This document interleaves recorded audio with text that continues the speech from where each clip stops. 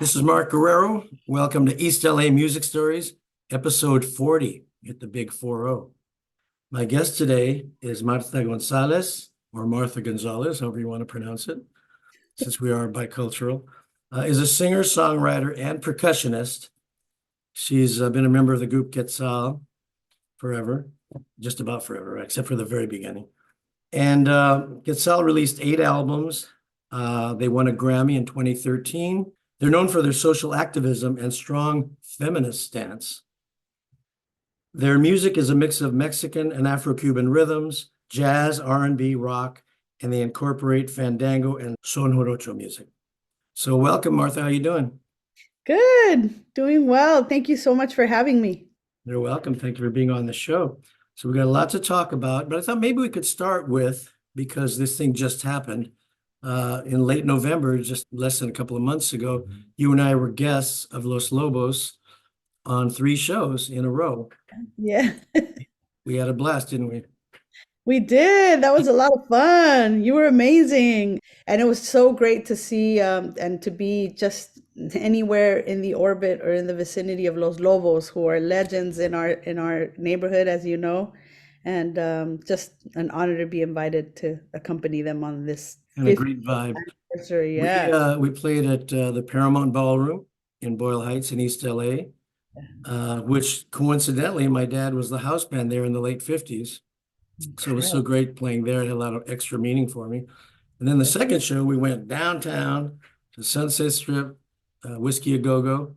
I hadn't played on the Strip since the Roxy many moons ago. So that was a lot of fun. And then the last one was at my alma mater, Garfield High School, and also 4 of Los Lobos went to Garfield as well. So what was your highlight of the thing? Man, I think that I really enjoyed being at the Paramount Ballroom, Mhm. and for all the reasons, right? That that place is so historic. And at Garfield. Mhm. Yeah. Yeah. That was I my mean, favorite. yeah, and it was interesting to see the diverse audiences, that the audiences that went were, very Whiskey a Go-Go like, and then we go back to the East Side, very, Yes, well, let's just call very it what it, brown. let's call it what it is. We had a brown audience on the East LA gigs, and there was a pretty much a white audience over there. So that Oh was yeah, very interesting. yeah, yeah, Now the 2 songs that I did were La La La La La by the Blendells, yeah, a mid 60s East LA group that had a national hit. And the second song I did was My Dad's Los Chucos Suaves. And on yeah, La La La La La, at all the venues, right, you came up and danced and yeah, sang background. yeah. Everybody, And you got to go on YouTube and look up those videos, and she's dancing up a storm, I swear. So, that was fun. yeah. I've been paying attention to all the old school videos and how the women would dance, And that's where you were dancing, sort of 60s Yeah. style. Yeah. It was cute beyond everything else. You're a hell of a dancer in general. I've seen some of your Quetzal shows, and you can move. Yeah. Thank you. Thank you. Do you have any dance background? Not well, when I was a kid, like all Mexican moms put us in some folklorico Yeah. and then we did some after school arts program type stuff where we would have it was called Saturday Conservatory, and so we would take some jazz and jazz classes and stuff, Well, but that must have I'm helped not you. a heavily trained dancer, Yeah. but I can move. Dancing was always fun to do at home, mostly Yeah. at home, informal dance. Now, what song did you sing on the Lobo shows? What was the song you did? Or I some? sang Hearts of Gold and Hearts Made of Stone. And then I sang La La La with you guys. And yeah, I think that's it. Yeah. What's fun. Now, was that first song, the song you did, was that one of Quetzal's songs?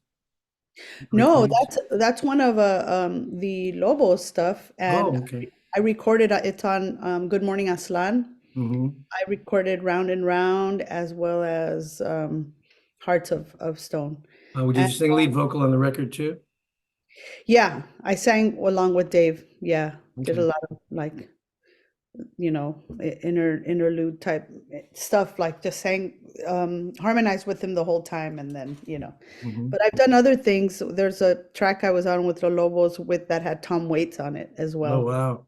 So that was fun. Love Yeah. Tom Waits. And getting back to the whiskey, I remember that was particularly fun because do you recall we had to, in order to be ready to get on stage when we were announced, we had to sit on that stairway right Yeah. above the stage. We were Yeah. like 10 feet up from the stage. You were sitting Yeah. right behind me on the Yeah. step. Yeah. Yeah. And to be that close and the music just that, right in our faces. Loud. It was pretty Oh, intense. And suddenly we yeah. had to just run down the stairs and come back up. And Yeah. It that was was a lot of crowded fun. everywhere, right? Crowded everywhere. Yeah. Completely sold out. It was really fun. Yeah. All the venues. So Yeah. great experience. Had a blast. So now I just interviewed Quetzal on episode 29, who is also your husband. I'm sure you know that. Yes. Lucky guy. Yeah, right. Lucky guy. And so he was saying that you were not in the band when it started, but I think you were on all the albums starting with the first album. Is that true? Is that the case? Yes. I Yeah. was on all the albums. Yeah. So when he was starting the band and playing at the Troy Cafe and all that stuff, you were going to UCLA already, was that it? Yeah. I was at UCLA my first year, and then I dropped out for a Okay. couple of Now, were years. you already a sort of a musician before you started your academic career?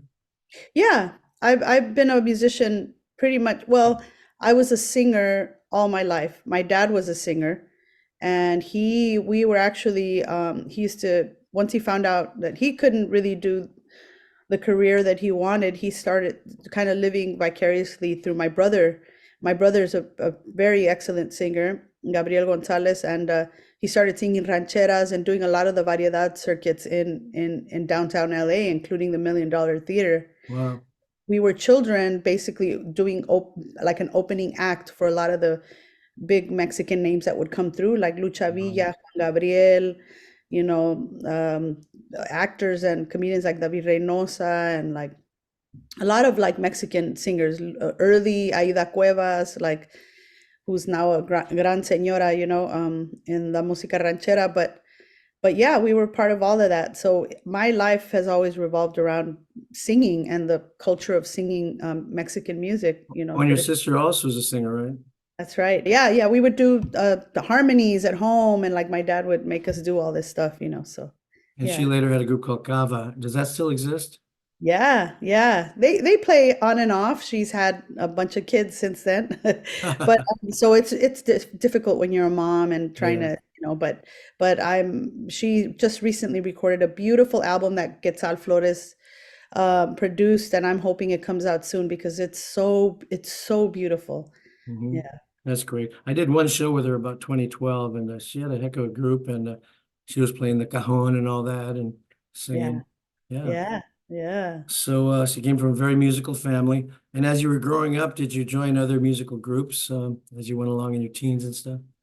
Yeah, like in our early teens, my sister and brother and I had a group and we did a lot of like kind of like pop stuff, started doing some R&B things and my dad had been long gone by then, but we were kind of here and there and then I really lost like the love of it. It was very difficult. That scene and the industry is just very sexist and even predatory for women. And so I really felt very not safe in some spaces. So I decided to just stop. And then I got into the UCLA department and that was really cool because it was like the study of music and like through an anthropological perspective. And so I was really interested in all the things about music and other cultures and how they perceived it and learning a lot of percussion and so that's when I started playing a little bit of congas and other kinds of instruments and then about a year later I dropped out because I just couldn't find a footing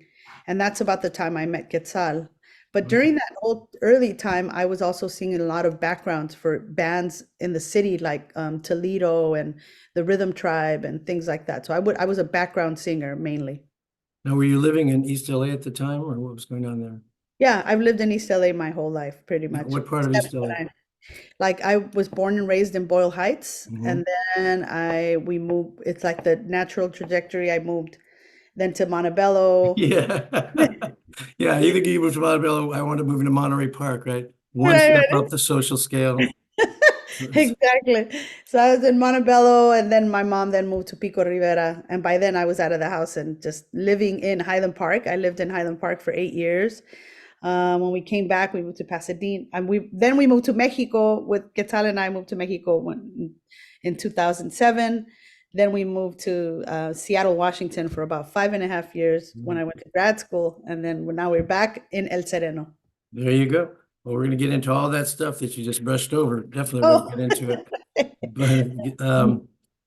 But so anyway, so tell me about how Quetzal found you and how you guys got together and how that happened. well, I had we had a mutual friend. His name was Mark Hernandez, and he was also a student in the ethnomusicology department. And one day he said, "Hey, I have a friend who's looking for a singer." And I thought, "Oh," he's like, "Yeah, he has a band. It's called Quetzal." And I had actually seen the band with the original singer, with Lilia Hernandez, at in Troy Cafe. I was on a date, and this guy is like, "I want you to see this band. I think they're great. I think you'd really like them." Because he was white and I was Mexican. I'm Mexican. So he thought, "I think you'd really enjoy this band." So he took me to Troy Cafe, and I was immediately like, "Wow, what is this space? Amazing space." And then I saw the band play and I loved it. I remember they had a song called Agua de la Manguera. Anyway, my friend had said a year later, he said that he's looking for a singer, and I thought he meant background singer, and I thought, oh, that's great. I would love to sing background. I can do this. And so he gave him my number. At that time, there were beepers. So Mm, I he beeped me. I called it back, and we talked for a little bit. He's like, "Would you like to get together? I'd like to show you the music that I need that you to learn, and we have a gig coming up." And I said, "Okay, great." And then we met about a day later, and we hit it off. We got along really well. We were cracking up, just had like very similar humor, and like, and then he gave me a tape. I had to learn a tape, his cassette tape. I had to learn like 11 songs in I don't know how many days, a very short period of time. And I said, I need to have lyrics in front of me because, and so he's like, yeah, that's fine, and it was a Cinco de Mayo gig at the Alligator Lounge, opening for Tito La Riva. mm. And where was the Alligator Lounge? It was in near Santa Monica, like Santa Monica, like Culver City area. It doesn't exist anymore, obviously, but a lot of bands would play there. A lot of East Side bands. Lisa Flores played that day. Tito and the Tarantulas and yeah, I just remember being really nervous and we had a great time. I mean, I remember thinking like what beautiful the music was. I hadn't written anything, but I put like uh, try to put my style or stamp on. Well, I didn't really have a style. I think I just tried to get through the gig somehow, the best I could, and it was a lot of fun. I think there was a lot of hit and misses, but I just remember feeling really empowered. So you mentioned Tito La Riva was with the Tarantula at the time was the name of his group. Yeah, I think Yeah, so. Yeah. because right, his first group was Los Plugs, right, way back. Yeah, Los yeah. Plugs. The And plug. then for a while, I'm trying to think of the timeline. At some point, he was Cruzados too. And I That's right. saw them open for Fleetwood Mac at the Forum at some point. Oh, Yeah, they were opening for Fleetwood Mac, yeah, at the Forum, sold out place. I So love Fleetwood yeah, Mac. Yeah. but Wow. he's called his group the Tarantula now for quite a while. Wow. So was this a show like in the early to mid '90s, something like that? Would you say? Yeah, it was 1995. Oh, there you go, right in the mid 1995. '90s.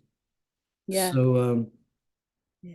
so what were some of your musical influences on the Spanish side and on the English side? And well, I grew up listening to I mean, my first language is Spanish. So, and my dad didn't allow any English in the household. He's very kind of dominant macho guy. And so, música ranchera, boleros, different singers from that era, everybody from Javier Solís, Pedro Infante, a lot of male singers. And my mom's side was just a lot of female singers, Lucha Villa, Lupita D'Alessio, Rocío Durcal, um, you know, Chelo Silva. and folks like that, you know. And so, and then on the once my dad left, then it was the household got kind of loose, and my mom allowed us to listen to the radio in English. And so then all the stuff that was coming through the radio at the time, you know, the Mighty 690, you know, Kiss FM, like all the art and a lot of R&B stuff. I was really into black music, like R&B, Shaka Khan, you know, man, like Cool in the Gang, um, you know, a lot of like R&B folks, you know, a lot of Yeah. soul singers, you know, Jeffrey Osborne. I used to love Mm. Jeffrey Osborne Yeah. as a singer. Al Green, you know, folks like that. So let's talk about the first Quetzal album. How did that happen, and what was the experience like for you? And were you already writing songs? Yeah. So the first Quetzal album, well, I was going to leave, go up north, to move up north with a love interest Hmm. there when I met Quetzal. And I don't think I felt very good about it. There was no other reason for me to be up there. But once I met Quetzal and we started working on music, I felt really like, wow, like I had a reason to stay here and work on something, right? And so I decided to stay here and we just kept working on music. And at that time we just started after that we started getting a lot of gigs and we were playing out and I feel like Quetzal and I have very similar work ethics. Like he's a really hard worker, puts a lot of time and effort, and so do I. And so we just started doing a lot, started gigging a lot. Before you know, we were recording this album that John Avila was Hmm. producing.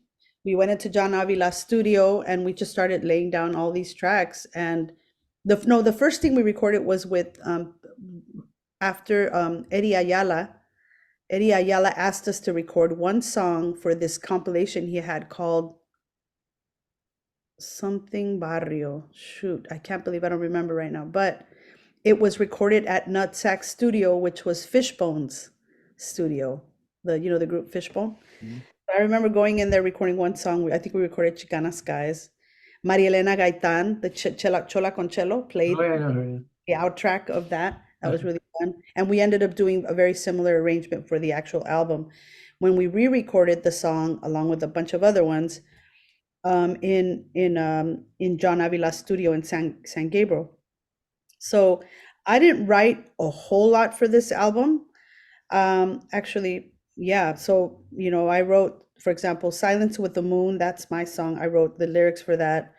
I wrote El Juguete, which is in Spanish. The Crooked Cholo was not written by me, it was written by my brother, and then a lot by Quetzal, a lot of his lyrics. Chicana Skies, Quetzal had written already, so I was interpreting, I was singing his song. Nobody had sang it though. The previous singer never really touched that song, so I kind of had my own thing on it. El Cascabel is a traditional tune. It's a song jarocho. Politics y Amor was written by Quetzal Flores. I just interpreted. Grito de Alegría was written by the Zapatistas in a 1997 encuentro, a whole Zapatista community there. Pasamontañas was written by Quetzal. Todos Somos Ramona was written by Quetzal, and then I wrote like a lyric or something like that, a couple lyrics in there. Amanecer was written by Aida Salazar, who is now a very prominent young-aged novelist. She's a writer now. She's a wonderful writer, has Mhm. published a lot of books. And then Cruz de Olvido is traditional. So yeah, it says And so was that sort of self-released, or how'd that come out? that was on Barrio Son del Barrio, and they were two young people that were part of the Chicano movement, and that were then also into art, music, and culture. So they had a label called Son del Barrios, but it was a very humble uh, small record company that I think only released 4 or 5 albums. We were one of them, and then they had a couple of other groups that they released. Are those the same people that have that record store in Boyle Heights, Son del Barrio?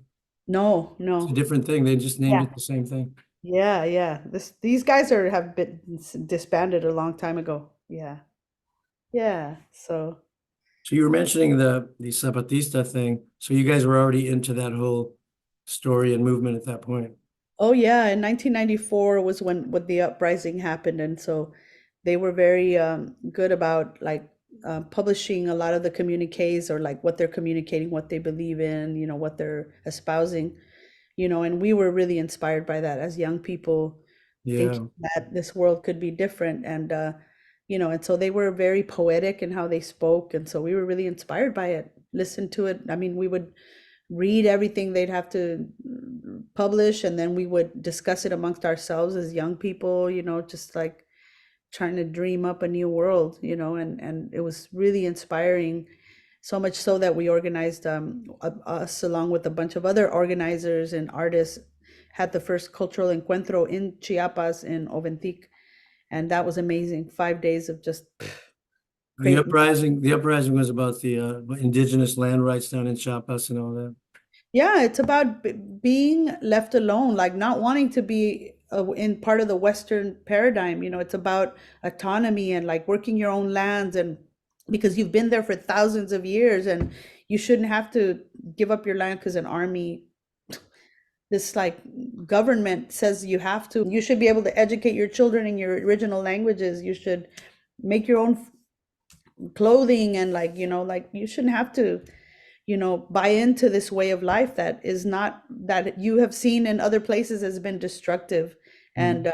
and oppressive to so many people. And so it's like they're like, yeah, we're not trying to be a part of your world. We're trying to hold on to what our histories and our languages and our belief systems, and You we know, were. I got into it. I read this book about, it's a great book. Have you read this? Rebellion from the Roots, Indian Uprising in Chiapas by John Ross. Yes, John Ross is a very famous. Yes, yes, yes, Yeah. yes. Yeah, I John read Ross, that book. Just classic. blew me away. It's a beautiful book. I'm glad you read that. Yes, that. And I mean, there's been so many publications on the Zapatistas, and then especially their own things, what they write about, what they're doing. And so we were really inspired by it as Do you young. know whatever happened to that, what they called him, what, Subcomandante Marcos, right? He was sort of the leader.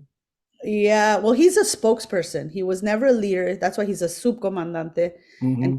Comandante Ramona and all these other folks, right? So I think that it was a good tactic, because if a bunch of indigenous people were the ones speaking first, I think that the government and the world would have shut that down. The racism is so Yeah. entrenched, but this white man, obvious, like kind of Yeah. gachupin, like white man is speaking, and they all listened. The world listened, thinking that he's the leader, and he really wasn't. That's why he I see. slowly faded, and it's At like, first, everybody thought he was, right? exactly. And they would name him that. He's like, I'm not a leader, I'm a spokesperson. I'm saying what these indigenas, these people are the people are asking me to say. And it's not about me, it's about todos somos Marco, which is where that phrase comes from. Did he ever get it revealed? Did anybody find out who he was ever? No, there was a lot of speculation, and I think that now they would try to figure out. I mean, the media spent years trying to figure it out, but yeah, the whole point is that it wasn't him. He has faded since then, and the movement continues, which is a perfect metaphor for, I mean, a Mhm. perfect example of what it really was about, Yes. the larger struggle. Yes. So let's go into the next album, Sing the Real, Yes. Wow, yeah, Seeing the Real was really fun. It was produced by Greg Landau. right? And we had met him over the years, gigging, and so the social relevance of public art was a question Quetzal posed to me, and so I wrote most of those lyrics. So he's like, "What is the social relevance of public art?" It sounds like an essay. I feel like Yes. it Yes. prepared me for grad school. Yeah. Yeah. So what was your lyric about? So the question he posed was like, "What is the social relevance of public art?" And so my lyric is like, "To make sense of me, I look to community, subconsciously shaping my ideologies. I look to the errors of my people to solidify the me I want to be," right? So thinking about the history of Chicano movement, all of the things that were done beautifully and well and like empowered us, but also being critical of the things that we didn't do so well, right? Yeah. Like the nationalist views around it, the rampant like machismo, like all that shit, right? Like so that it's basically a reflection on like And then what is our art for? Like how can we use art as a tool, right? And so then we go into that as the rest of the lyric. And So, what kind of musical genre did you hang that lyric on? oh, that's like R&B. And I really felt like it was like there's a section in there that goes into like a trap like rhythm, especially during the chorus. And that our urging is that we use that musicians begin to use music again to question things in our society, like to it's not just the love song that we can write. There's so many other things that I feel like we trap ourselves, and the industry traps us into thinking, love song. Oh, now love song about this. Now this perspective about love. And like, there's so many things that I think we can write about. And we decided to take that kind of responsibility on. And some folks are like, God, you guys are so like wordy and like, what is all this about? And it's like, you know what? Everybody else can do the other stuff. Like, this is what we enjoy, this is what we do, and this is how we like to express ourselves. And a lot of people, and it has resonated with a lot of people. Now, the industry doesn't know what to do with it, but we've never really been particularly interested in pleasing industry anyway. So, you Yeah. know. So on this album and say on all the albums, each album has multiple genres on it. It might have some R&B thing and a sonorocho. Yes. I think the most prominent uh, influence is son jarocho. We love the son jarocho, and particularly the son jarocho that is practiced in fandango, which has a very different feel. It's not like the really fast-paced like son that you hear in like the old school, like the early recordings like Lino Chavez and Andres Huesca kind of recordings, which are beautiful, prolific. But I think that we come from an era of son that is rooted in the community-based practice of the fandango. So the son jarocho is all up in this. So Sensontle, for example, which is the next song on this album. Sensontle is very much is rooted in kind of in that influence, but not exactly a son jarocho. 20 pesos is another tune, is more like R&B, sort of like hip hop, like heavy, like backbeat. Influence. Desahógate is more like a kind of like a sort of like cumbia. Emotions is more R&B, all slow R&B. Mia is a son, as in son montuno, kind of Cuban-esque vibe. La pesadilla is kind of slow, and then it picks up and it sounds more like rumba. What do you call those? Batucada kind of rhythms, which is Brazil. And then because we had a Brazilian drummer, percussionist, I mean, Vagabundo again is more mellow. And this one is really interesting. It's more like it's very orchestrated. We had three people that were um, graduates from Cal Arts.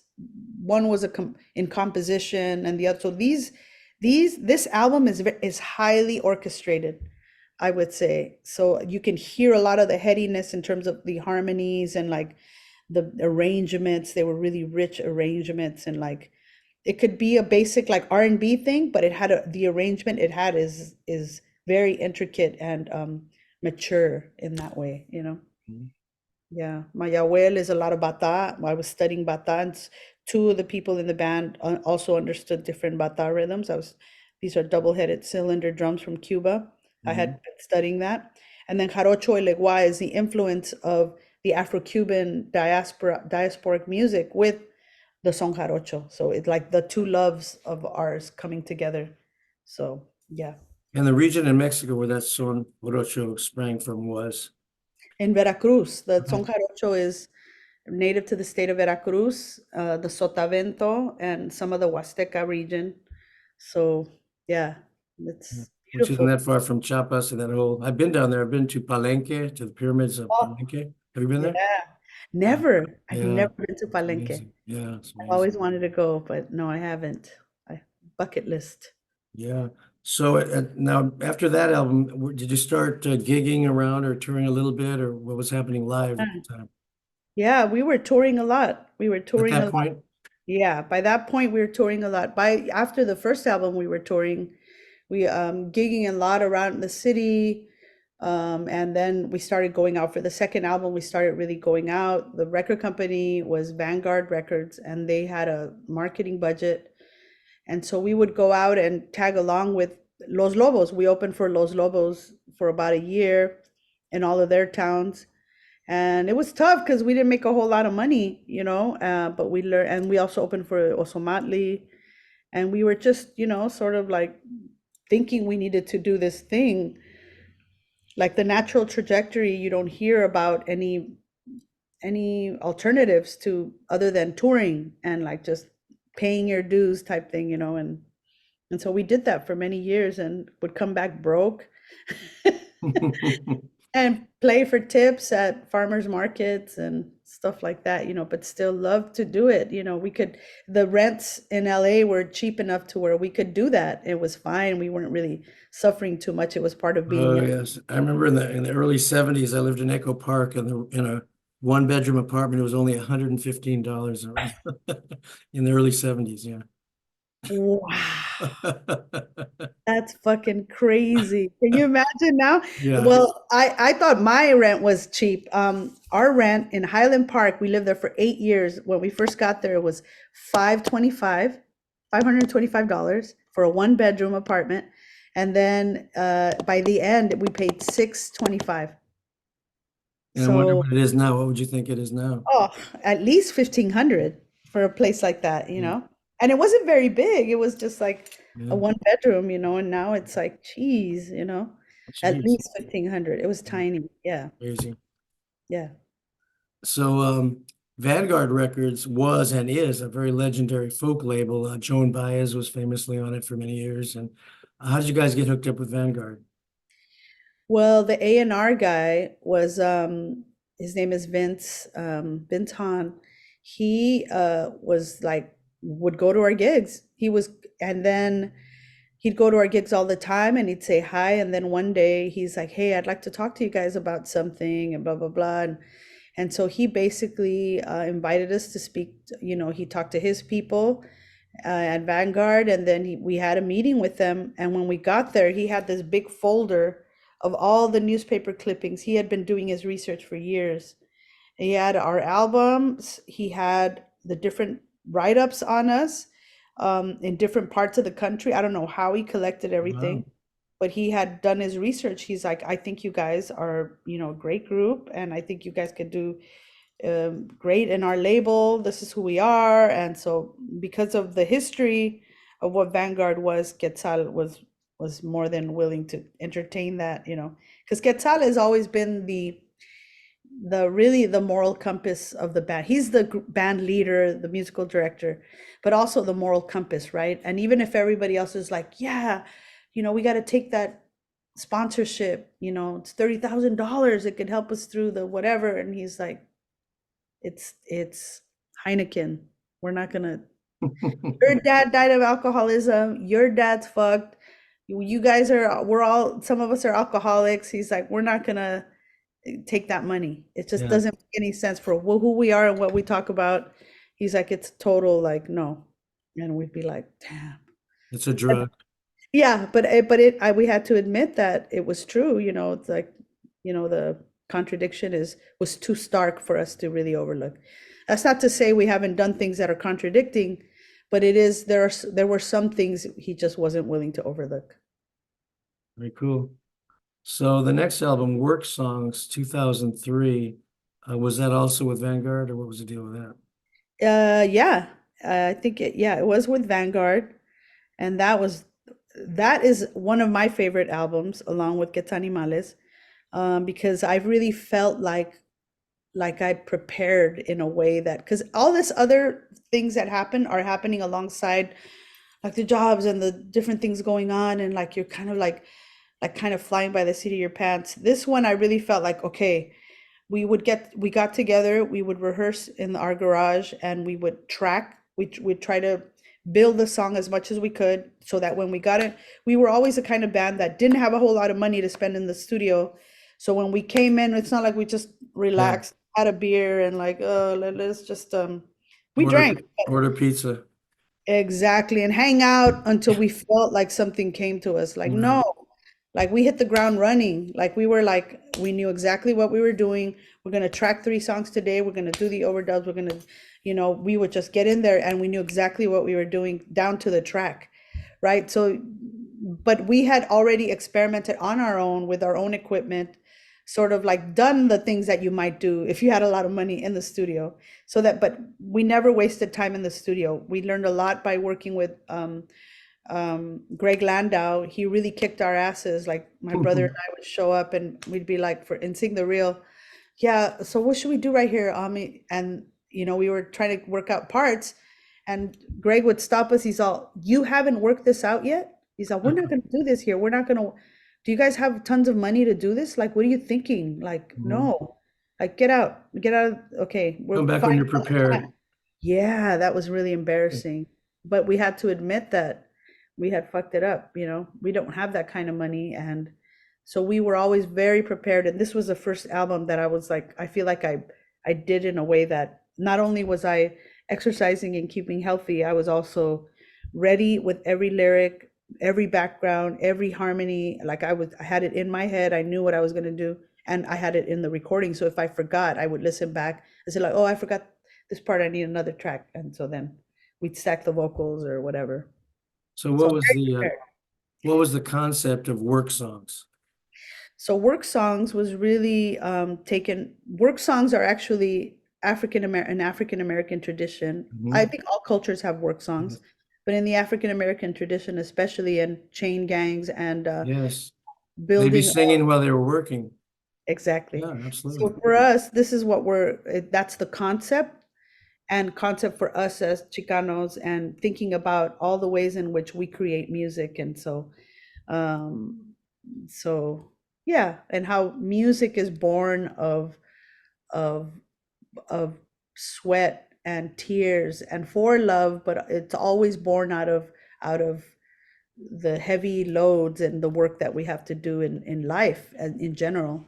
And so it's kind of like the concept of the album. Very nice. You want to move on to the next album? Sure. Die Cowboy Die. I Yeah. love the title. Right. 2006. Yeah. Yeah, Quetzal explained the idea of it's that whole John Wayne macho cowboy concept, you know, Yeah. for the George Bush thing.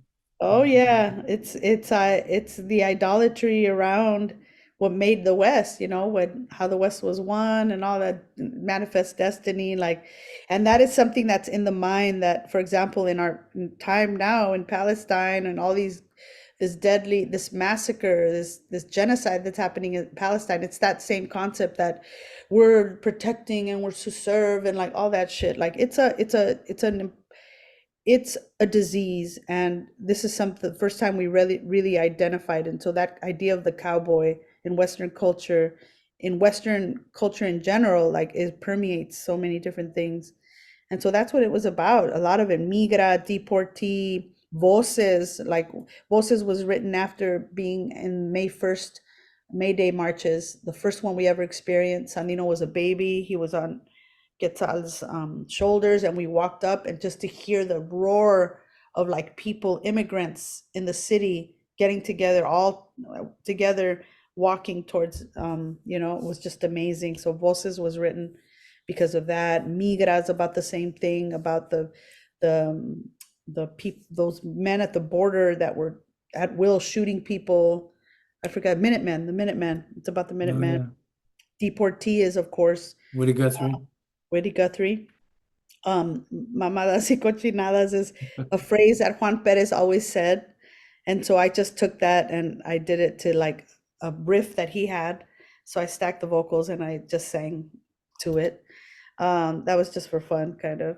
And then Canto Liso, it's about a character in um, este Nicolás Guillén is a Cuban poet, and he wrote a song about a singer in a club and how he notices that the singer is singing really radical things to a bunch of tourists. and how he's all Jose Ramon canta liso, as in like he sings simply, canta liso, muy liso para que lo entiendan bien, sings clearly, very clear, so that he is well understood. Because all these tourists are, it's a poem how all these tourists are getting drunk and laughing and playing, and this fool is playing like some serious shit, critiquing like their whole But world. it's going over their heads, right? They're tourists and they're drunk in Cuba, whatever. But it's a beautiful, and I was like, oh, I love that. And so I wrote a song. This song is about Jose Ramon Cantalizo. And so Canto Liso is about us as a band singing that we can have fun, but we'll always be having fun singing some real shit. So that's kind of a thing. And then You Must Die is about the cowboy again dying. And then Para Sanar means to heal. And this was written about somebody who I care for very much that was having addiction issues, and me thinking that there's like a brujeria on him, so he has to, anything to heal by any means necessary. Apishita is actually a recording when we were making trips into Veracruz all the time. So it's kind of like a field recording of an actual fandango that was just amazing. Y Tu Verás is a song that Cesar Castro wrote. Yeah. And then Ramon's Blues is Juan Perez's riff. Candil Candelario is about a prominent figure in the son jarocho fandango movement of this era, and how I found out all this crazy shit he did in his young life. And I was like, damn, like when you find out your heroes have also led a fucked up life. That's kind of what this song is about. And Nubes, another great riff. I Finally See is about addiction as well. Amnesis is about the underworld, death, the way our ancient peoples used to think about it. Breast Pump Waltz. I was a brand new mom, and being a brand new mom could be very lonely. And so I was substitute teaching at a school, and I used to have to pump because otherwise my breasts would like it's very painful when you're not expressing milk. And and so I had a pump, and the breast pump used to make this really cool rhythm.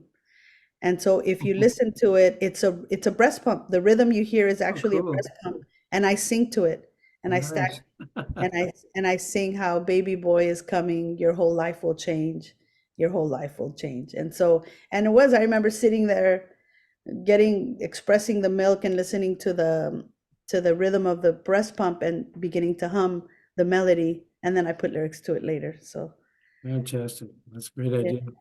there's a bunch of them, No Te Ofendas. It's just a simple kind of dance song. El Palomo y la Paloma is traditional. And Fancy Time Teller is about the working people and how nobody realizes how they hold an entire city together. Most of the time, immigrants, that work for little to no money. That's for sure. Heavy stuff. So the next album, Imaginaries 2012. What label was that on by this time? Imaginaries is actually on Smithsonian Folkways. Mhm.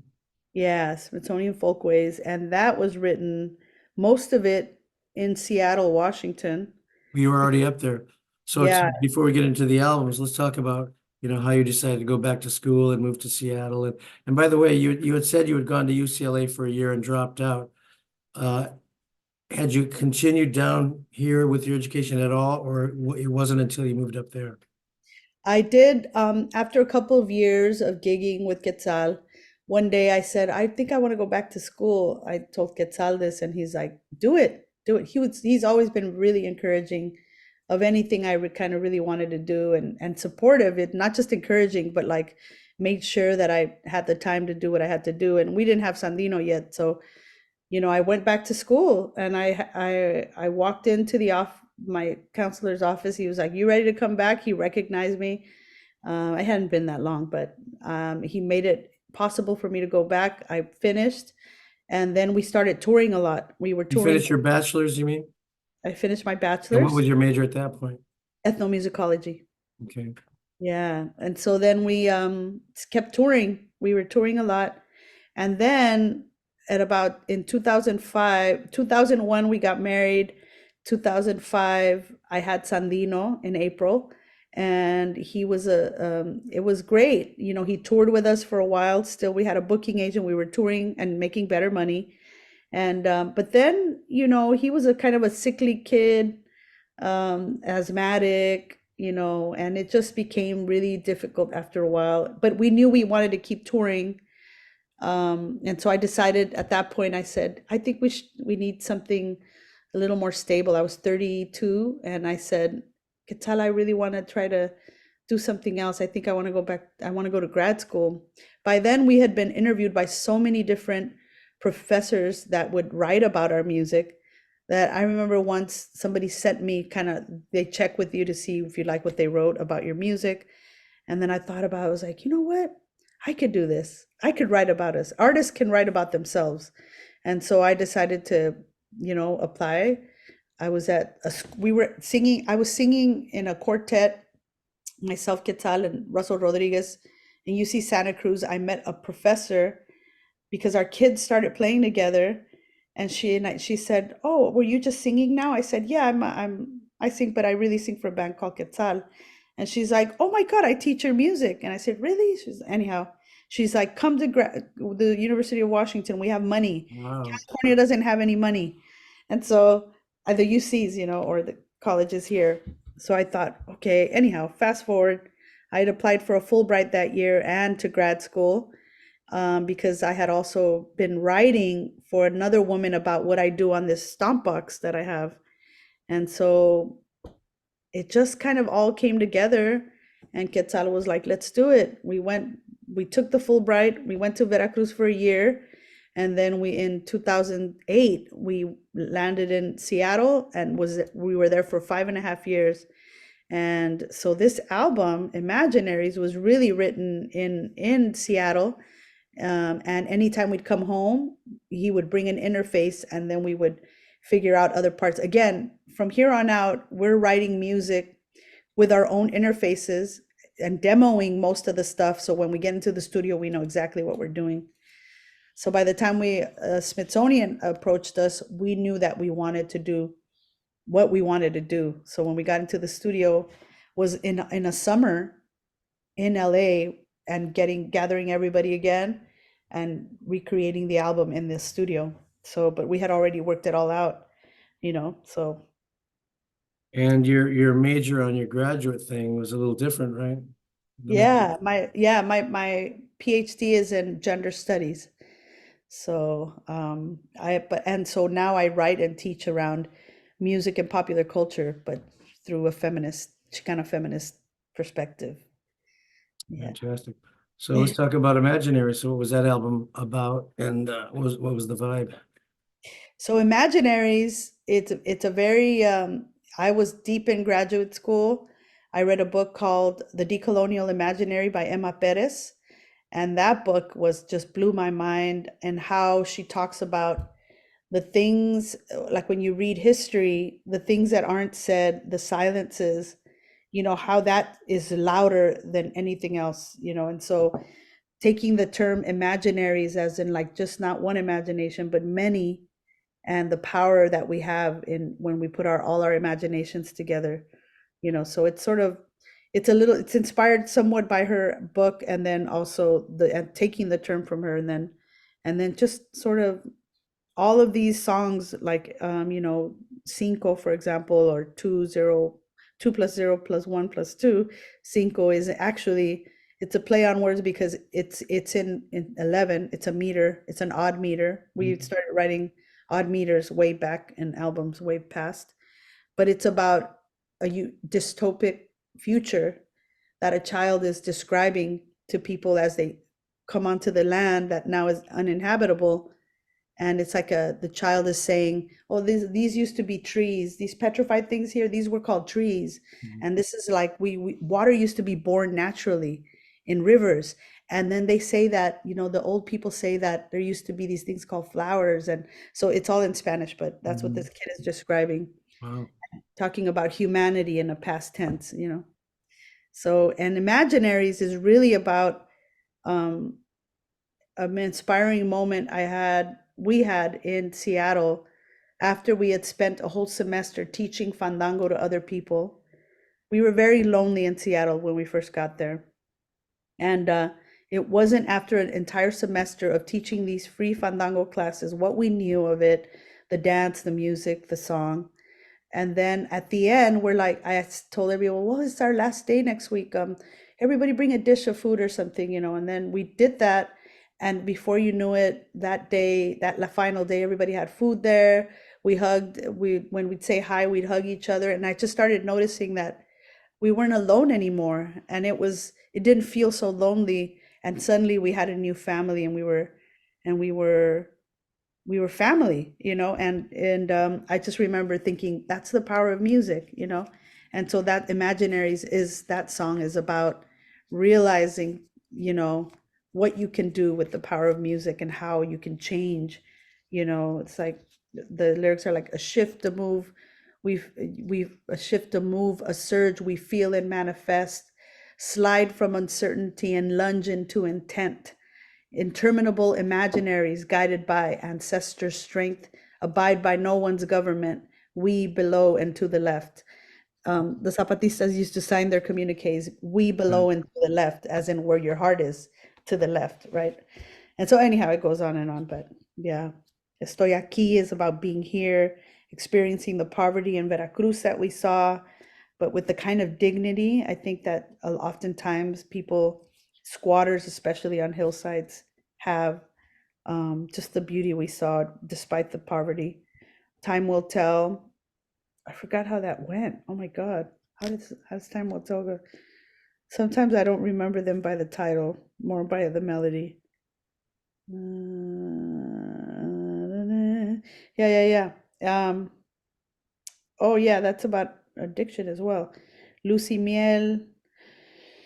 My brother wrote that, and I wrote the chorus. Witnessing people, life. Tragafuegos is about a fire breather we saw in Mexico. Duérmete. My brother wrote Beautiful Son. Dreamer Schemers. Intifada. Dreamer Schemers is about the mini truck era and the cha-chas. Do you remember that era? No. When was that? I might have 80s. been in the desert already. Oh, 80s, 90s. It was like they used to tease their hair up and wear like little brooches and shoulder pads and skinny skirts, like skirts. Like, anyhow, it was a whole era. Very cool. And I remember it. And I was too young to really go join it. My mom had a real tight leash on us, but I just remember the girls and the makeup and the hair and the Aquanet and all that. So anyhow, that's what that song's about. But yeah. And is this what you got the Grammy for? Yeah, this album was yeah, the Grammy award winning album. Yeah. What was that like? And he told me a little bit about the ceremony. You can tell me what you remember. Yeah, I mean, we were so tired. We had had a community celebration prior. We didn't go to any of the Grammy stuff in Hollywood.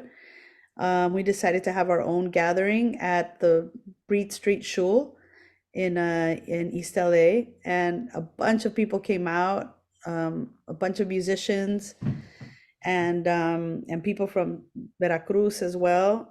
They were also nominated that year from one of their things. And yeah, I think that, it was just crazy. I think that our section, people don't know there are about 80 awards. It's not just the ones you see on Yeah, TV. exactly.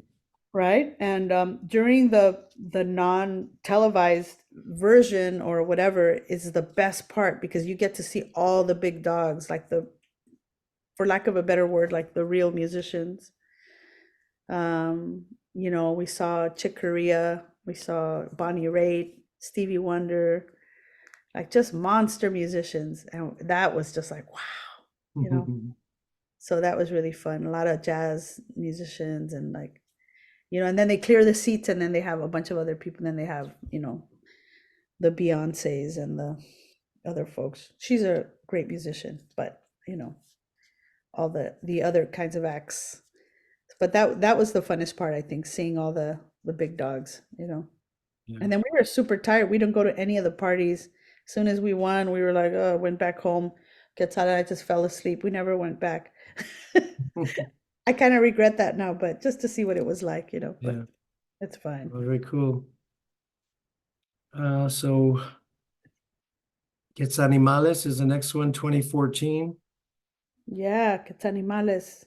This is like one of my favorite albums. And I feel like I really, again, very orchestrated, and it's thematic. It's all based on urban animals in the same, influenced by the son jarocho in that way. A lot of the sones are based on animals, and the animals become the metaphors towards a greater discussion. And so that's how it was with this album. The rooster is very common in the city, especially in Mexican neighborhoods.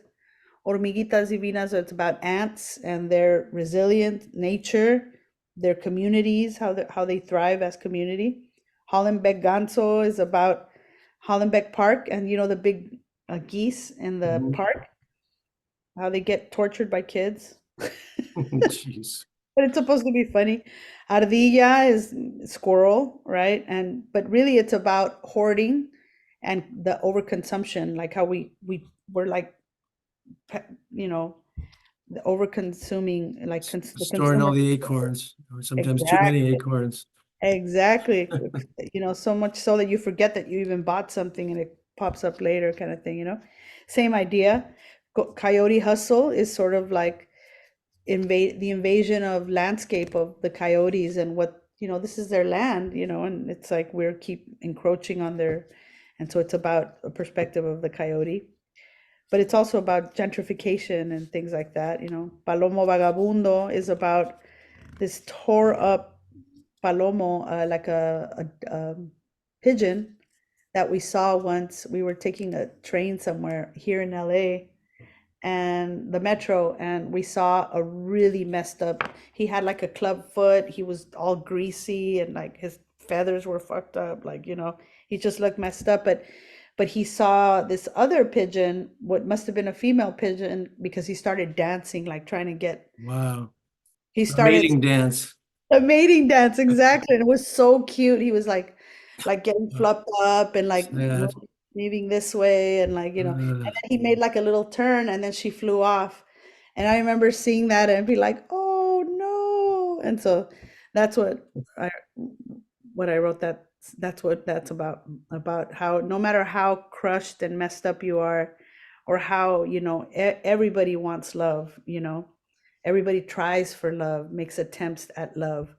It didn't work out for him, but it, Sad. yeah. Very sad. I feel Yeah, bad now. I know. Uh, I know, right? Probably Spiders, been there and done that myself. right? Yeah, I think we all have. Yeah. Spider's Lament is about just a spider. And I think about that now. It's so funny. Anyway, it's about how they kill and eat, but it's kind of funny as well. City Bridge Cocoon is about butterflies, and how um, the cocoons, though, are kind of like these, how sometimes you see sleeping bags underneath freeway passes? That's kind of the idea, like city bridge cocoons, like how you can see these sleeping bags that look like cocoons. And so it's kind of about like butterflies coming out of those, rather than people that are poor and disenfranchised. Nice concept. Yeah. Yeah, tecolote is means an owl. Some people you say búho, but we say tecolote, and the tecolote is kind of a bad omen. If you see one, it's kind of like you're supposed to shoo it away, tell it to go away, because it could bring bad luck. And so that's what that song's about. It's like, go away, like, don't follow me, give me more time. And so usually an omen to death. Mm-hmm. Perro caliente is about a dog that's in heat. Hot dog. It's about a hot dog, exactly. Yeah. So yeah. Okay. So it's your favorite album, probably, huh? It is the orchestration, the melodies. I just remember being really like intent on what I wanted to sing, how I wanted to sing it. Like I even curated my own voice in a way that I'm really proud of. Like I like what my delivery, like there, because sometimes you listen back, you're like, oh, I could have done that better, or like, oh shit, that's a bad lyric, or things like that. In this album, I did my homework. Like I spent a Mhm. lot of time thinking like what I wanted to do. And, my son was older. I had a little more independent, because in Die Cowboy Die, there were some background tracks where I was nursing while I'm singing background, Hmm. so yeah. Wow. The next album, I love the title, The Eternal Get Down, 2017. Talk Yeah. about that. Yeah, the Eternal Get Down is really it's a part of a lyric of one of the songs, which is Critical Time. And it's really about realizing by that time Black lives were happening. There were a lot of things that were popping up, and we were like totally alarmed by it in the movement spaces. And we knew that, like, it's kind of, by then you're older, you have a child, you're hoping the world gets better, and then the shit's still bad. So it's sort of like, how do we, which is what the lyric says. um People asking why, mothers crying, cry, cry, cry, authorities building lies, it's a critical time. Books in faces, faces in books, where the truth weathers through moving pictures. um uh Sparting deaths at mark, a million man march. It is no coincidence, the collective skin tone of the innocent sparks in all of us a discontent, initiating those who were once reticent. But how do we harness the energy of the march? How do we instill the momentum given the dark? Beyond the picket, the boycott, and the trend that will soon be abated, 'cause all of these deaths are interrelated. Ferguson, Emmett, Guerrero, and Brown. How do we initiate our people to the eternal get down? Right? So the eternal get down is, like, social justice movement is forever. And how do we not burn out? How do we find a way to also, even as we're reacting to things, how do we find a way to also build that world that we want to see for our kids? Build that world that we always imagined when we were young. I guess it's kind of like a desperation, a song in desperation of like beginning to lose hope that anything is going to change in my lifetime. I'm almost positive it won't. But Yeah. what can I do that can help continue to give me energy and not have me burn out or sell out, or whatever, Or give up. or give up? Exactly. How can I keep hope alive, and keep, how can we all think about that?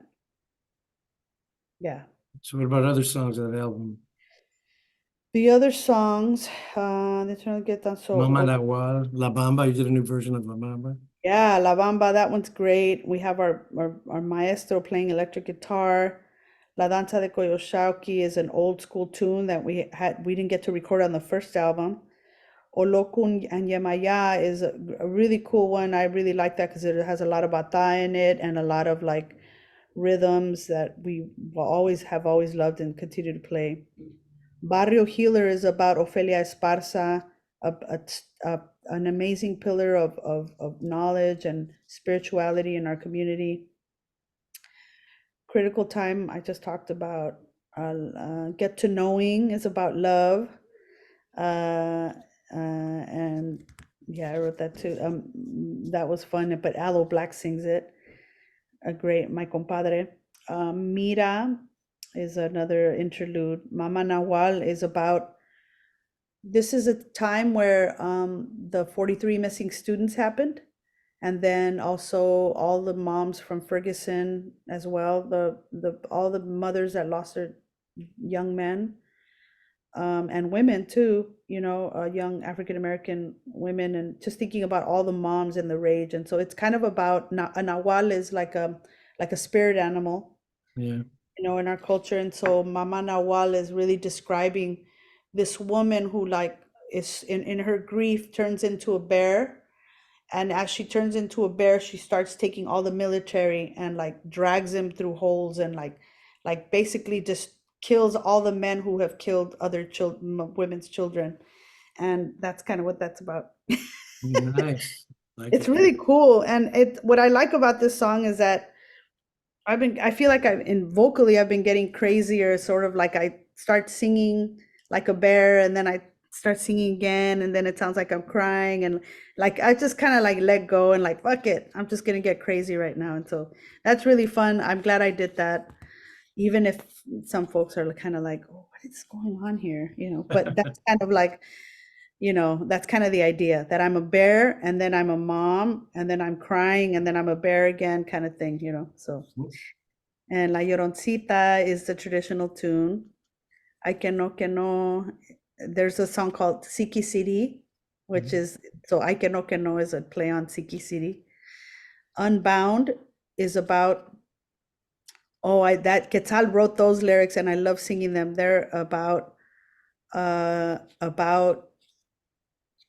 not feeling chained. I don't have the lyrics here in front of my head, but even though I say it's looking class, like building movement so it lasts. It's the same idea. That's part of the lyric there. Cellular memory. Go Alfredo Tora, del Toro de Ayotzinapa. When I come to think of it and looking at this list, a lot of it is about all the deaths that happened to young people, like the 43 missing students in Guerrero, Emmett Till, connecting all the deaths of young people and the mothers that suffer their deaths. So Toro de Ayotzinapa. Ayotzinapa is what happened to the 43 missing students. And that's what that's about. And the lyrics are from a man named Gabriel. Oh my God, I can't believe I don't remember Hernandez. And he wrote these lyrics, and I adapted them to fit into the song, into like a Toro de Sacamandu, which is a traditional son tune, like the rhythm, but I sang them and made them fit into this rhythm. So yeah, this is a lot about maternal and child loss, maternity and child loss, Mhm. this whole thing. Then in 2020, you did a single called Justice Never Dies. What's behind that? Oh man, that was almost at the height of the pandemic and all the madness around Black Lives Matter and the riots and all that.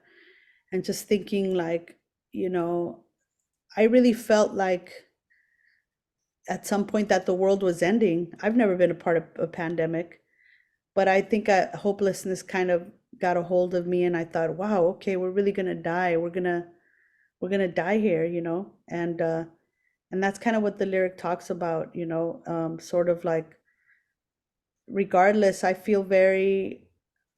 never been secretive about how, grateful I am to have met somebody like Quetzal who has known how to love me and nurture me and have been patient with me in all my madness, and he's not the easiest guy to get along with either, but I think we found each other in a time that really, like, we've just moved through time and we've grown together, and he has let me grow, and I hope that I have also let him grow. Only he can attest to that.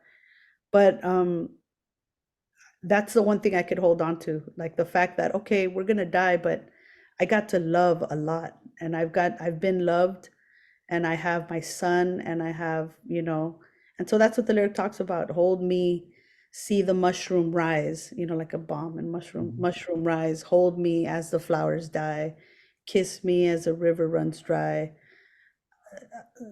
I believe your lips are all I need. I won't go thirsty. I will not hide.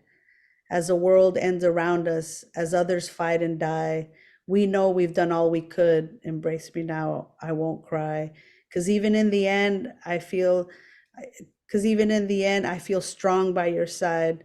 Because as long as we have loved, because as hard as we have loved, we're victorious and justice never dies. Like, Wow, so, beautiful. thank you. Yeah. It's just like, you hope that you could change the world and when you're young and you feel powerful, and then when you're dying, which I really thought that what was happening to the world, that it's like, it's okay, we know that no matter what, they can kill people, they can, like, we know that justice, the value systems of justice, like you can't kill, and there will always be somebody who protests, and there will always, even if it's not you, somebody else will believe that this is wrong, that this genocide is wrong, that this is wrong to see people on the street like this, that we need, as human beings, we need to keep responding to injustice. So justice never dies. People may, but justice never will. There will always be uprisings, hopefully. Exactly, exactly. People won't, not everybody thinks it's okay. Yeah.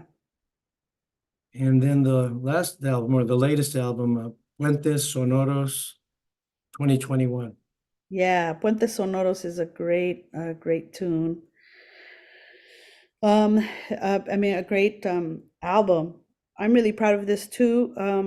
And it was really done alongside our maestro Ramon Gutierrez. And, a lot of these were also, some of the soundscapes on it are like field recordings that we did on a trip that we took to Veracruz. And it's really about our returned relationship and sort of looking at the relationships and sonic relationships we've built there. So, and then here connecting it to some of the ideas here. So, Solar de Doña Juana is an interlude. La Guía was actually written, some of it was written by Tailana Enomoto, who speaks Spanish, a Japanese American Thai woman, but speaks Spanish. And then I wrote the last part, but it's about not losing hope, basically. And it comes, I'm not quite sure, but I believe it comes out of ideas around the pandemic. Vendedores en Acción is an actual organization called, Street Vendor Campaign, and how I'm talking about them in terms of like how they're part of our culture, our street culture in Mexican neighborhoods. The lady who sells fruit, or the elote lady, and like it's more than food, it's culture. And a lot of times they get harassed. Exactly. They've been harassed. And so we've been a part of supporting that movement and getting them, not getting people to not think of them as criminal, not criminalizing that work. Frutos del Movimiento my son is singing in this album a lot. So he's singing these beautiful renditions and verses. Fandango Fronterizo is about the Fandango gathering, which is like a political act that happens along the border once a year. And then on the Mexico side as well. So they have a Fandango, put two wooden platforms against the wooden fence, and people basically go back and forth singing verses like in the Fandango. So it's about that. El Perdón is about forgiveness, about the hardships of making mistakes, but more than anything is like being able to forgive somebody and to move on. So that's tough to do, but wrote a song about that. Las Semillitas, Sandino singing on that with my niece, Natalia Gonzalez. Then El Rio is about white supremacy being on the rise during the Trump era, but how we navigate that anyway. The cockroaches have come out of the woodwork. Right? Exactly. And then Te Quiero is about just loving somebody and letting them do their thing. Cristo Negro is actually an instrumental, which is really, it's based on, it was inspired by the awesome trip we took, and we went to see a Black Christ in Veracruz. They actually have a Black Christ on a cross, and his head somewhere else. It's just really crazy in this one place in Veracruz. And then La Vuelta, which means that it's about the return to like thinking about the teachings of old martyrs in social movement, like Berta Cáceres, people that have fought for land and things like that. So it's just like a return to the value systems of land and acknowledgement and things like that. So always heavy with political, social stuff. Yeah. Yeah. Wow. How about like Reyes Tijerina in New Mexico with all the land stuff, trouble he got into? Oh yeah. Oh He was yeah. fighting. That's right. Yeah, got it all started. There was so much I try to make sure my students know that, that the Chicano movement had so many different facets. It was about the war, Vietnam War at that time, but also about land grant stuff. It's about farm workers movement. It's about student uprisings. About so many things, Mhm, which is kind of like all the things going on right now. mhm. So then you wind up working and teaching at Scripps College. Talk about that. Yeah, before you know it, I got lucky. I had a Ford fellowship where I got to finish my writing here in LA. I was finishing up my dissertation when a job opened up at Scripps College and to teach gender and popular culture and around Chicano culture. And I was like, hell yeah, that sounds like me. I put it on my vision board and then I applied for the job. I got through the first cut, Zoom calls, and then I got a campus visit.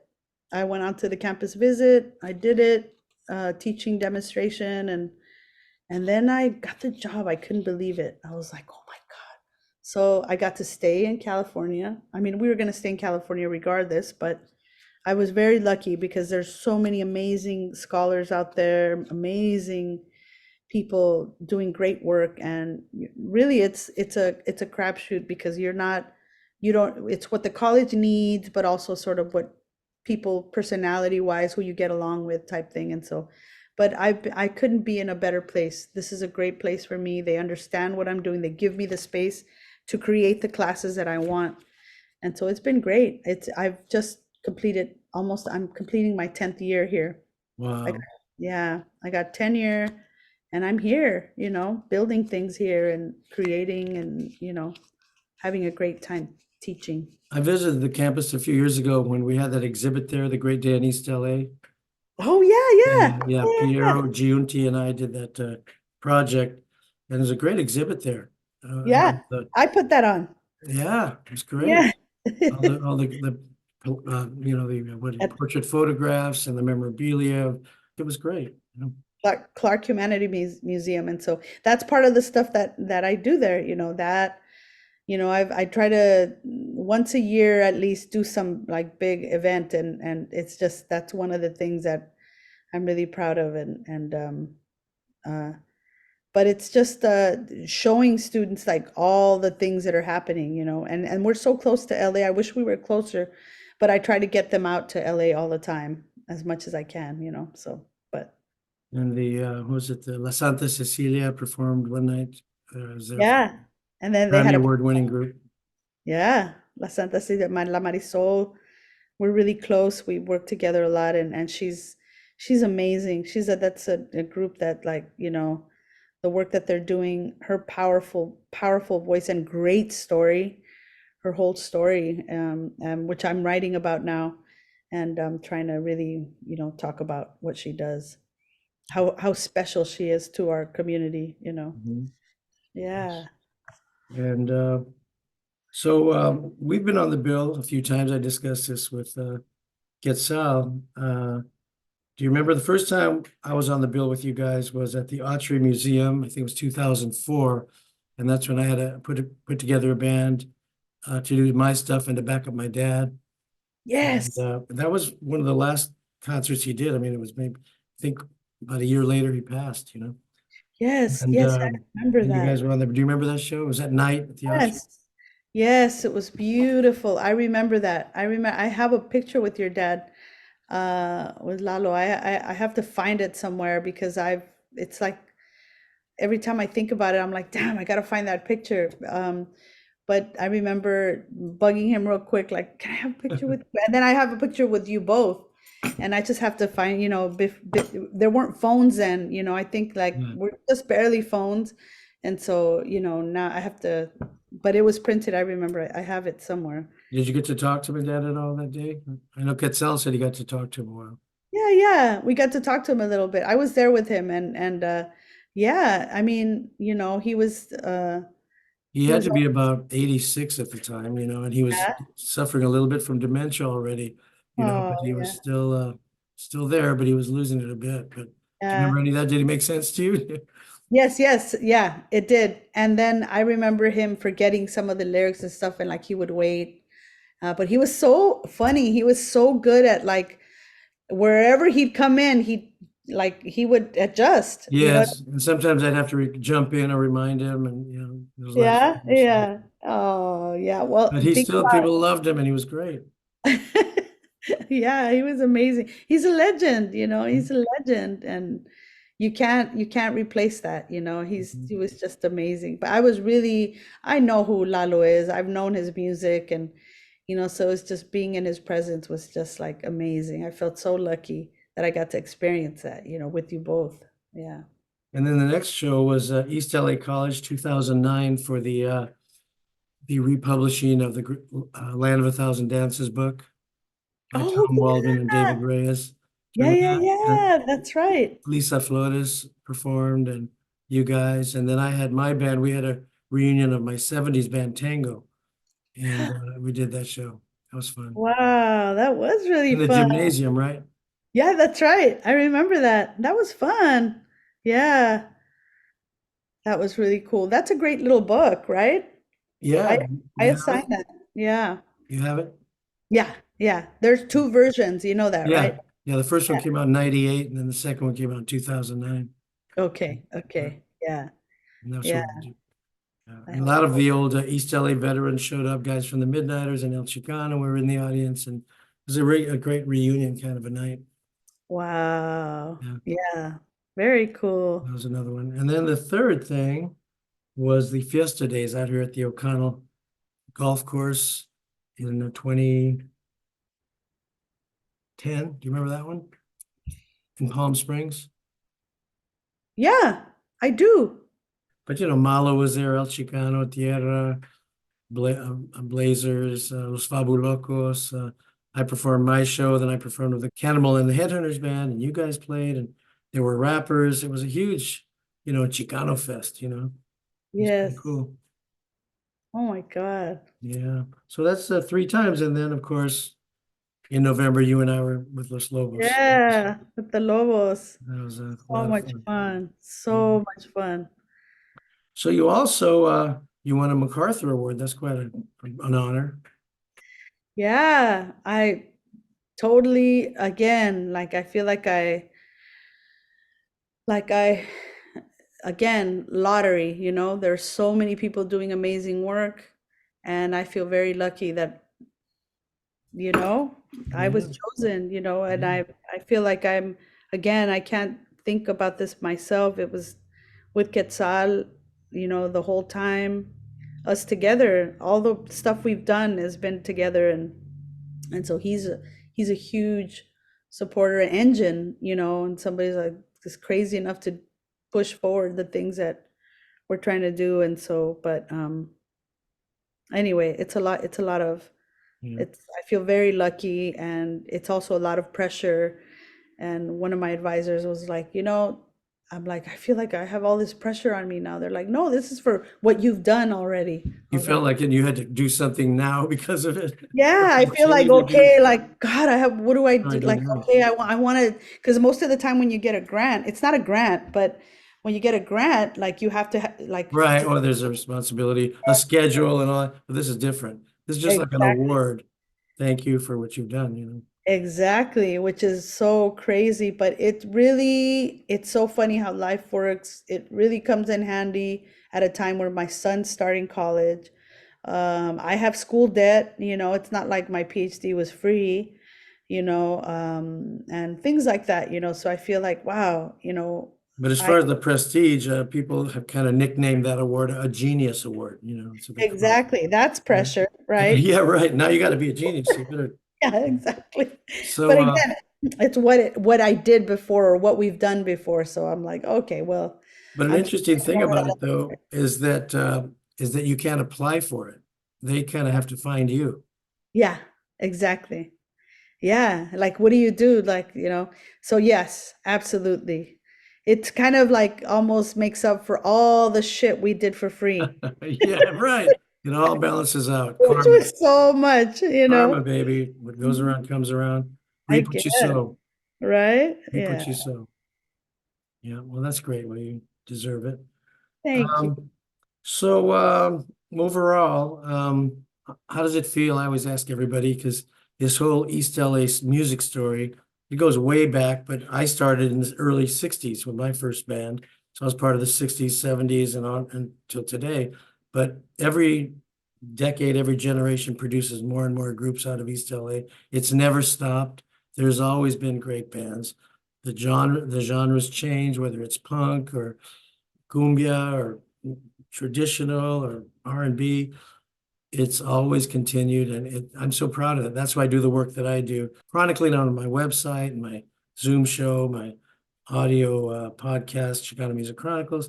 I'm so proud that that's why I want to put it all in one place, all this stuff that we've done, and all the people that came out of East LA and all the Chicano artists that have contributed to the greater music world. And it's amazing all the talent that has come out of East LA. And you guys are coming out of the 90s. So how does it feel being a part of this panorama of music history?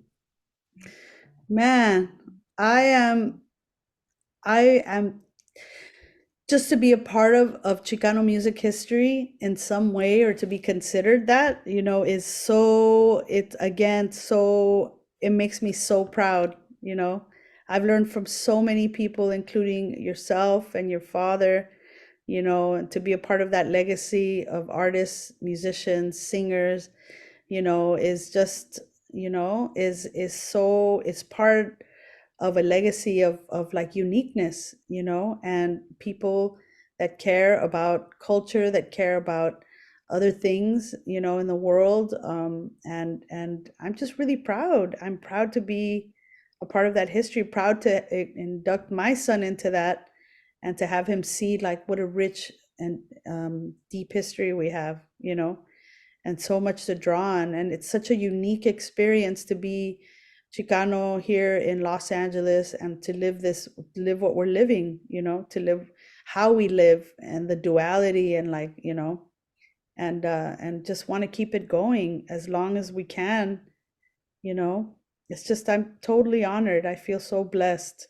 It's one of the things that I think my greatest accomplishment, to be able to call myself Chicana, and to know that I've created things that are part of the culture, that are, maybe one day somebody's gonna listen to and be like, I understand this, I know this feeling, or I want to learn about this movement, because I didn't know anything about it, and if you can lead people to more information, and or inspire them in the moment, then you've lived a good life, you're rich beyond measure.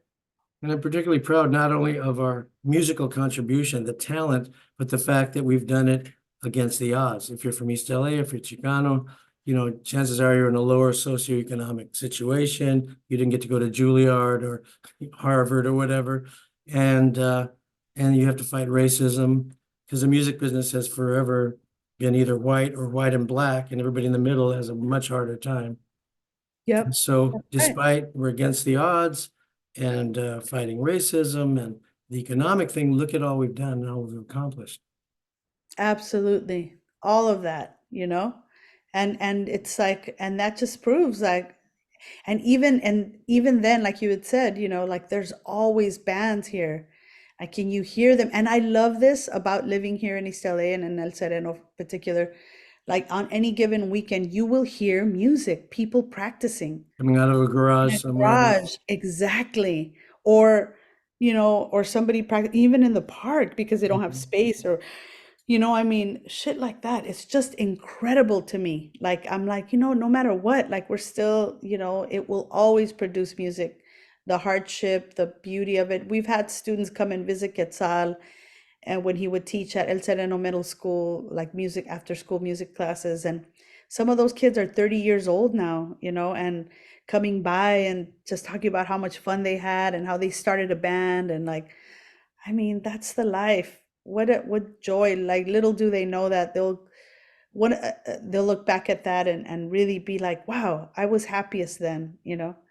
Same Mhm. thing with my son. I tell him, something, like, you're so lucky that you have a passion. You're already winning. It doesn't matter how much money you have in the bank, with whether you're making ends meet or not.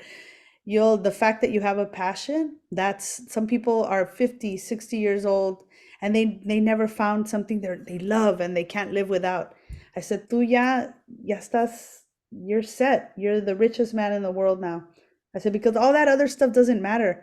I was happiest sometimes when I think about some of my happiest times was being young, and touring, coming back fucking broke, but like we had the greatest time on the road, and it's like ni modo, we're eating beans and tortillas and chile for the rest of the month, but that shit was fun, and we can't wait to go back out again. It gets old as you get older, Right, but right. But it's the journey, right? it is the journey, and The it's so much journey. I look fun. back at my life too. I just think, man, I'm lucky. I had so many great times. All the great musicians I played with and recorded with. Oh, yeah, The shows that stand out. I mean, it's gold in your heart that's priceless, you know. that's right. That's right. Yeah. Well, there you go. Well, thanks for doing the Yeah. show. I really appreciate it. Mark, you're the best. Thank you Thank so you. much for all the beautiful work that you do, the documenting. You're like gold. You're golden, and you're doing the really, really important grunt work that a lot of folks don't think is like you. The fact that you find our stories so important and that you're documenting them is just like beautiful. Thank you so much. Thank You're you for all you. welcome. And Yeah. look forward to the next time we're rocking together. Yeah, let's do it. Let's make it happen. All right. Sooner than you think. Yes, I'm sure it will be. I hope so. Thank you. Bye-bye. Oh, thank you, Mark. See you soon. Okay, bye-bye.